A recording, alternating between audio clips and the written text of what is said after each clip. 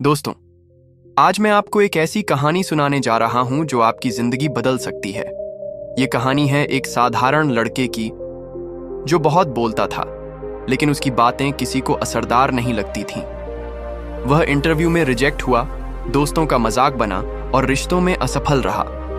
लेकिन जब उसने सीखा कि कम बोलना भी एक कला है, तो वही लड़का दुनिया भर का मोटिवेशनल आइकन बन गया। तो अगर आप भी अपनी जिंदगी में सफलता चाहते हो, अगर आप भी चाहते हो कि लोग आपकी हर बात ध्यान से सुने, तो इस कहानी को आखिर तक जरूर देखना, क्योंकि ये कहानी सिर्फ एक इंसान की नहीं, ये कहानी हर उस इंसान की है जिसने कभी सोचा है कम बोलो लेकिन दुनिया जीतो। हर इंसान के जीवन में बोलने की कला सबसे बड़ा हथियार होती है, लेकिन कम लोग जानते हैं कि कम बोलना और सही बोलना असल में कितना ताकतवर है। यह कहानी है आरव नाम के एक साधारण लड़के की, जो ज्यादा बोलने के कारण हर जगह असफल होता रहा। लेकिन जब उसने साइलेंस और कम्युनिकेशन स्किल्स की ताकत सीखी, तो उसका पूरा जीवन बदल गया। आरव उत्तर प्रदेश के एक छोटे से गांव से था। उसका स्वभाव बहुत हंसमुख और बातूनी था। वह हर किसी से घंटों बातें करता, हर जगह मजाक करता और अक्सर बिना सोचे समझे बोल देता। उसके माता पिता हमेशा समझाते, बेटा, बोलना बुरा नहीं है, लेकिन सोच समझकर बोलना बहुत जरूरी है। ज्यादा बोलने से इंसान की इज्जत कम होती है। लेकिन आरव मानता नहीं था। उसे लगता था कि ज्यादा बोलने वाला ही स्मार्ट होता है। कॉलेज की पढ़ाई के लिए जब वह शहर पहुंचा, तब उसे समझ आया कि असल दुनिया गांव से अलग है। यहाँ लोग चुपचाप अपने काम में लगे रहते हैं और सिर्फ वही बोलते हैं जो जरूरी हो। कॉलेज में पहले दिन ही आरव क्लास में गया। वहां टीचर ने सभी से अपना परिचय देने को कहा। आरव खड़ा हुआ और लगभग 10 मिनट तक लगातार बोलता ही चला गया। अपने गांव की बातें, अपने दोस्तों की बातें, अपनी आदतें। सभी छात्र हंसने लगे। किसी ने कहा, भाई, ये तो नॉन स्टॉप रेडियो है। टीचर मुस्कुराए, लेकिन उन्होंने नोटिस कर लिया कि यह लड़का बहुत ज्यादा बोलता है, लेकिन पॉइंट पर नहीं आता। वहीं दूसरी ओर क्लास की एक लड़की सिया खड़ी हुई और सिर्फ 40 सेकंड में साफ, सरल और आत्मविश्वास से अपना परिचय दिया। सबने ताली बजाई। उस दिन पहली बार आरव को महसूस हुआ कि कम बोलने वाला इंसान ज्यादा प्रभाव छोड़ सकता है। धीरे धीरे कॉलेज में आरव के दोस्त बने, लेकिन उसकी आदत वही रही, कहीं भी बीच में बोल पड़ना, हर मुद्दे पर अपनी राय देना, दूसरों की बात काटना। कई बार ऐसा हुआ कि लोग उसकी बातों से चिढ़ गए। एक दिन उसके सबसे अच्छे दोस्त रोहित ने गुस्से में कह दिया, यार आरव, तू इतना क्यों बोलता है? तुझे लगता है कि हर चीज में राय देना जरूरी है? कई बार लोग तुझसे दूर हो जाते हैं सिर्फ तेरी बकबक से। यह सुनकर आरव को बुरा लगा, लेकिन उसने ध्यान नहीं दिया। तीसरे साल में कैंपस प्लेसमेंट आया। सभी छात्र उत्साहित थे। आरव ने भी इंटरव्यू दिया। इंटरव्यूअर ने सवाल पूछा, टेल मी अबाउट योरसेल्फ। यह एक साधारण सवाल था, लेकिन आरव ने फिर वही गलती की। लगभग 12 मिनट तक बोलता रहा। उसने अपनी फैमिली, गांव, स्कूल, शौक, क्रिकेट, यहां तक कि अपने पड़ोसी की गाय का जिक्र भी कर दिया। इंटरव्यूअर ने बीच में रोका और कहा, थैंक यू, दैट्स इनफ। अगले दिन रिजल्ट आया। आरव रिजेक्ट हो गया, जबकि उसका दोस्त रोहित सिलेक्ट हो गया, जिसने सिर्फ 2 मिनट में साफ और आत्मविश्वास से जवाब दिया था। आरव टूट गया। पहली बार उसे लगा कि शायद उसके माता पिता सही कहते थे, कम बोलो लेकिन सोच समझ कर बोलो। इसी समय कॉलेज में एक गेस्ट लेक्चर हुआ। वहां एक मोटिवेशनल स्पीकर आए, प्रोफेसर अर्जुन मेहता। उन्होंने कहा, कम्युनिकेशन स्किल का मतलब सिर्फ बोलना नहीं है, इसका मतलब है सुनना, समझना और सही समय पर सही शब्द कहना। याद रखो, ज्यादा बोलने से लोग तुम्हें गंभीरता से नहीं लेते। कम बोलो, लेकिन इतना असरदार बोलो कि सामने वाला भूल ना पाए। ये लाइनें आरव के दिल में तीर की तरह लगीं। लेक्चर के बाद उसने प्रोफेसर से मिलकर पूछा, सर, क्या सच में कम बोलकर भी दुनिया जीती जा सकती है? प्रोफेसर मुस्कुराए, बिल्कुल बेटा, असली ताकत चुप रहने में है। जब तुम कम बोलते हो, लोग तुम्हारी हर बात पर ध्यान देते हैं, और जब तुम ज्यादा बोलते हो तो तुम्हारी बातें हवा में उड़ जाती हैं। उस दिन से आरव ने फैसला किया कि वह अपने बोलने की आदत पर कंट्रोल करेगा। उसने छोटे छोटे स्टेप्स लेने शुरू किए। सुनना सीखना। पहले वह दूसरों को बीच में काट देता था, अब वह पूरी बात सुनने लगा। सोचकर जवाब देना। पहले वह तुरंत बोल देता, अब 2 सेकंड रुककर जवाब देता। कम शब्द ज्यादा असर। पहले 100 शब्द बोलता, अब कोशिश करता कि 10 शब्दों में ही वही असर डाले। नोटबुक लिखना, रोज वह लिखता कि कहाँ उसने ज्यादा बोला और कहाँ कम। कुछ हफ्तों में ही असर दिखने लगा। लोग नोटिस करने लगे कि अब आरव कम बोलता है। जब वह बोलता है तो सब चुप होकर उसकी बात सुनते हैं। यह बदलाव देखकर सिया ने एक दिन कहा, आरव, तुम पहले बहुत ज्यादा बोलते थे, लेकिन अब तुम्हारी बातें गहरी और असरदार लगती हैं। सच कहूं तो तुम्हें सुनना अब अच्छा लगता है। आरव मुस्कुराया। पहली बार उसे अपने अंदर आत्मविश्वास महसूस हुआ। धीरे धीरे आरव ने सीखा कि साइलेंस भी एक भाषा है। कभी कभी बिना बोले भी इंसान अपना संदेश पहुंचा सकता है। जैसे जब कोई दोस्त दुखी होता तो पहले वह उसे समझाने के लिए बहुत बोलता था, अब वह बस चुपचाप उसके साथ बैठ जाता और वह दोस्त कहता, तेरे चुप रहने से भी सुकून मिलता है। प्रेजेंटेशन में पहले वह स्लाइड्स पढ़ता चला जाता, अब वह कम बोलता, पॉज लेता और हर शब्द पर जोर देता। नतीजा, सब प्रभावित हो जाते।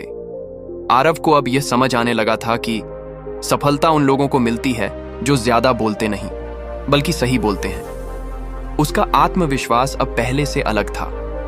लोग उसे अब मजाक का पात्र नहीं समझते, बल्कि एक गंभीर और समझदार इंसान मानते। कैंपस में दूसरी बार प्लेसमेंट आया। इस बार फिर वही सवाल पूछा गया, tell me about yourself. Aarav खड़ा हुआ।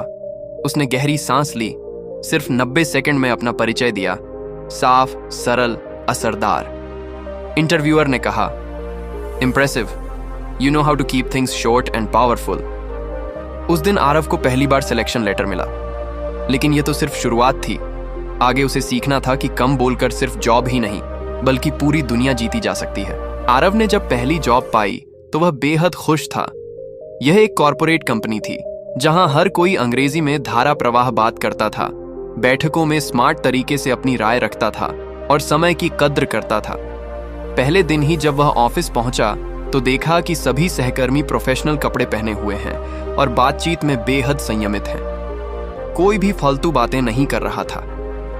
आरव ने सोचा, यही वो जगह है जहां मुझे असली कम्युनिकेशन स्किल्स की परीक्षा देनी है। पहले हफ्ते ही उसकी टीम की एक बड़ी मीटिंग हुई। बॉस ने सभी से कहा कि वे अपने अपने आइडियाज शेयर करें। पहले कुछ लोग बोले, छोटे असरदार वाक्यों में। फिर आरव की बारी आई। वह खड़ा हुआ और बहुत सोच समझकर सिर्फ 2 मिनट में अपनी बात रख दी। सबने ध्यान से उसकी बातें सुनी। मीटिंग के बाद उसके बॉस ने कहा, good job Aarav, you spoke less but your points were clear and practical. Aarav को एहसास हुआ कि कम बोलना सिर्फ कॉलेज तक ही सीमित नहीं था, यह तो कॉरपोरेट दुनिया की असली जरूरत है। धीरे धीरे आरव ने सीखा कि मीटिंग्स में सिर्फ बोलना ही नहीं, बल्कि सुनना भी बड़ी कला है। कई बार वह बस ध्यान से सुनता, नोट्स बनाता और अंत में एक लाइन में अपनी राय देता। लोग कहते, आरव जब बोलता है तो हमेशा कुछ असरदार बोलता है। उसका नाम अब कंपनी में फैलने लगा। लोग उसे शांत लेकिन स्मार्ट मानने लगे। कम बोलने की आदत ने उसके पर्सनल रिश्तों को भी बदलना शुरू कर दिया। वह पहले बहुत बहस करता था, माता पिता से, दोस्तों से, लेकिन अब वह बहस नहीं करता था। वह सुनता, समझता और फिर धीरे से जवाब देता। एक दिन उसकी माँ ने कहा, बेटा, तू पहले बहुत चिड़चिड़ा हो गया था, लेकिन अब तू बहुत समझदार लगने लगा है। तेरी चुप्पी में भी वजन है। आरव मुस्कुराया। उसे लगा कि यह बदलाव सिर्फ ऑफिस में नहीं, बल्कि जीवन के हर हिस्से में काम आ रहा है। 1 साल बाद कंपनी ने उसे एक नए प्रोजेक्ट पर भेजा। यह प्रोजेक्ट विदेशी क्लाइंट्स के साथ था। क्लाइंट्स बहुत बड़े थे और उनका समय बेहद कीमती था। कंपनी ने कहा, आरव, तुम्हें ही प्रेजेंटेशन देना है। पहले आरव डर गया, लेकिन फिर उसने सोचा, यह वही मौका है जब मुझे साबित करना है कि कम बोलकर भी बड़े लोगों का दिल जीता जा सकता है। आरव ने तैयारी में 3 बातें ध्यान में रखीं।